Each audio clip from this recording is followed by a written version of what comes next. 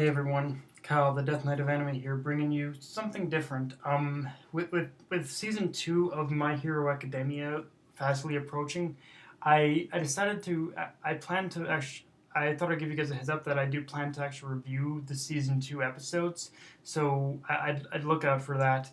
But even before that, I figured I'd get this one out of the way because it's long overdue, which is reviewing the very first season the very first 13 episodes of My Hero Academia. My Hero Academia, the first season, of course. And right off the bat, I want to start this video with talking about the pacing. Now, the pacing for this episode was actually amazing, to be honest with you, because I've read all the content that in every I recently after buying the first 6 volumes of My Hero Academia from like a Taste of Animathon. I live here in Edmonton, so that's basically our anime thing. Is we have Animathon, and after buying the first 6 volumes and rereading the content that the manga had covered, um, I gotta say that they did an amazing job. That Studio Bones did an amazing job with the adaptation. Like honestly, like I said, after reading the content that the anime had covered, first season of the anime had covered, they left nothing out. Like the adaptation was absolutely perfect, and that's one thing I think we should really commend Studio Bones for, honestly, because in most cases where an adaptation only has 13 or fewer episodes to work with, usually the adaptation is rushed, and while you do somewhat get that sense, I suppose, from the anime. The manga content itself was honestly rushed itself, to be honest with you. So, I guess I guess you could say that in a way this is the perfect adaptation. This is the perfect adaptation for only having 13 episodes to work with, and that even still just boggles my mind that Studio Bones was able to pull that off. Like, imagine having to adapt 20 and 20 chapters in the first half of chapter 21 into a 13 episode series. That just boggles my mind, and it's amazing. Now, if there is one thing I have to say about the future of the pacing of the series for me, it's that in most cases I've found that whenever a series usually gets a certain amount of episodes, what they usually do is they stick to that same amount of episodes for the next season and the season after. And in that case, I'm actually a little bit worried that the next season is going to be able to pull off the sports festival arc properly with only 13 episodes, because the one thing we need to realize is that actually because that in the first 20 chapters were actually pretty we're actually done in we're actually over in each arc in the first 20 chapters was actually was only a very select few, only a select few amount of chapters in each arc. Like, I think the first two arcs were only like 5 chapters long, and the one that the anime ended on, was, I think, only like 9 chapters long or something like that. But with the sports festival, it's over 20 chapters long, and I wonder if they can adapt that in properly with only 13 episodes, in the event where they actually do get 13 episodes. But I don't know. It should be interesting, I suppose, to see.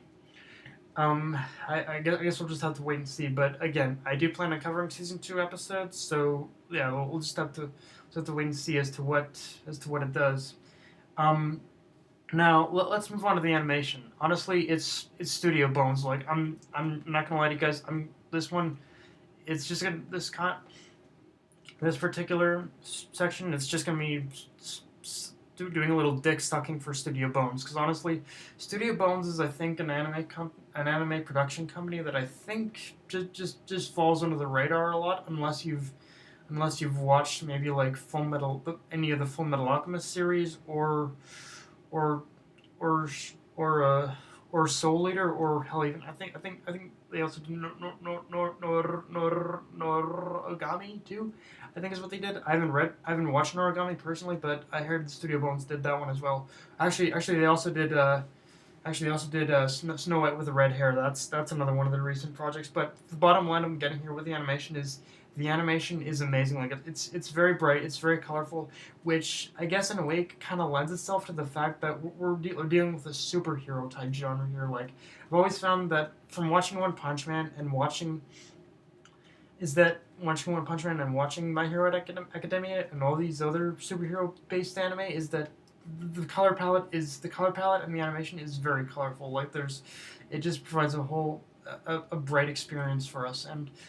And another thing about the animation specifically on in My Hero Academia is that it gives a very is that Studio Bones does a very good job at adding a third dimension. Like they make their characters very solid rather than actually flat. Like they look like they could the characters in My Hero Academia because of Studio Bones' animation almost look like they could pop out of the screen. Or that you could or that you look like you could stand in the room, or that they look like if they came to the real world that they could stand in the room and look and you could talk to them without them being like flat or anything like that. But yeah, that's one thing I really got to is that they have a very they had a third dimension pretty much to their characters when to their characters and their worlds whenever they're designing an anime, and I can't commend them enough for that. Um, Now the I do got to give them one little critic though, which is episode 12. Episode 12 I think was probably the weakest point with Studio Bones' animation of this series because it did kind of have it had a couple more than one flops. Specifically, if I had to choose where the flops were, it was in the Nomu. It was in the final Nomu and All Might fight. The animation was a little wonky in that particular episode, but other than that, like everything else about the animation is just beautiful. Um, now after this is gonna be the biggest thing people are probably gonna ask, which is sub or dub. Which should I watch it in? And honestly, if you had asked me that when the series first came out, I would say if you had asked me when the series first came out and when Funimation first acquired the license for it, I would have told you sub all the way. But at this point, I have to say both. And here's the thing: to me, Boku no Hero Academia is a series that it has that there are qualities to it that, of course, lend itself to being viewed in the subtitle version, but it the content itself almost is English based because we're dealing with superheroes here, which is a Western theme. So I'd say it's pretty much one of those series that's worth being viewed in both English and Japanese, to be honest with you. So yeah, I'd really recommend watching it in both. It's just amazing, to be honest with you. Um, and and a couple stars I can really pull out of there is Patrick Seitz as All Might. Duh. Like when I first heard Funimation had acquired the license to My Hero Academia, I knew there was only going to be only two people who could really pull off the role of All Might, which is uh which is Chris Sabat or Patrick Seitz, and luckily Chris Sabat pulls the role off amazingly. Like actually, I think after rewatching it, he sounds even better than he did the first time I watched it. And but yeah, if like again, if I was to, and of course, Justin Briner is Izuku. Like again, another character I didn't think much of in the beginning when I first heard the dub, but again, he pulls it off. Oh, and J. Michael Tatum as Ida. He may not sound like much in the beginning of the series, but when it gets around to the point of the Izuku versus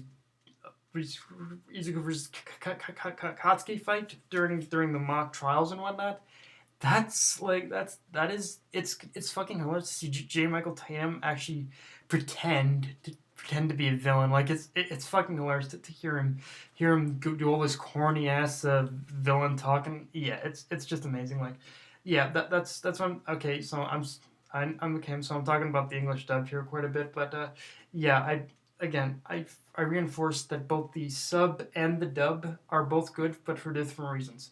The sub is good because I suppose because of the location, and the fact that it still takes place in Japan. But I think the dub is still good because of the setting of the location, and the whole idea of what's going on around us, around the series, which is superheroes, because it is it's a very superhero heavy. It is of course, My Hero Academia is very superhero based, so obviously the English dub does work, and the English sub and dub both work. But for me, it's just for different reasons, and I'm sure you guys could also find your own reasons for liking both, or just one, or who knows. But yeah, that's my recommendation, is to watch it both, is watching both sub and dub, and then I guess decide for yourselves if you like them in both too.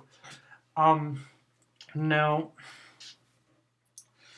now, the one thing I will say against the dub, however, is that in the first couple episodes, it does take a while, because I think Funimation was having, in the beginning, I think Funimation was having a little too much fun with the whole superhero setting. So a lot of what they say does kind of sound like it did kind of come out a little bit too much out of a westernized comic book. Like, there is one scene where All Might saying, "Sorry, I didn't mean to get you caught up in my justicing," and I was like, "Justicing? Really? That's the best line you could deliver, Funimation?" But yeah, other than that, and maybe one or two other lines, again, I reinforced, both the English and English dub and sub are pretty equal with this particular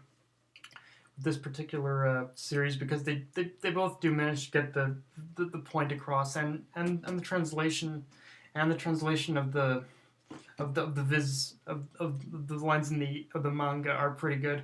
Although there is one scene I will say that I think the anime did better, which is that in the viz manga translations, when we see when we see All Might addressing Izuku about his acceptance to UA, in the manga, or in the Viz translated manga specifically, the hardcovers I own, um, he says, welcome to your Hero Academy," whereas in the anime it says, "Welcome, this is your Hero Academia," which, I'm not gonna lie, I like the Hero Academia part better, because of, only because it's the name of the series, and I feel it ties in better. But yeah, guys, but that's pretty much all I have for you. And as far as my review of the My Hero Academia Season 1 series, it's honestly an amazing it's honestly an amazing anime. And actually, I also have I pre-ordered a limited edition Season 1 box set for myself as well. So that's on the way too. Coming in April. So yeah, I'm set for Season 2 pretty much at this point. But yeah, guys, that's my review of My Hero Academia Season 1. I can't wait for Season 2, and whether or not it's good or bad, I can't wait to in order to review all the episodes, and get you guys involved, and can't wait for you guys to see those reviews. But yeah, that's my review, guys. Ciao. Later.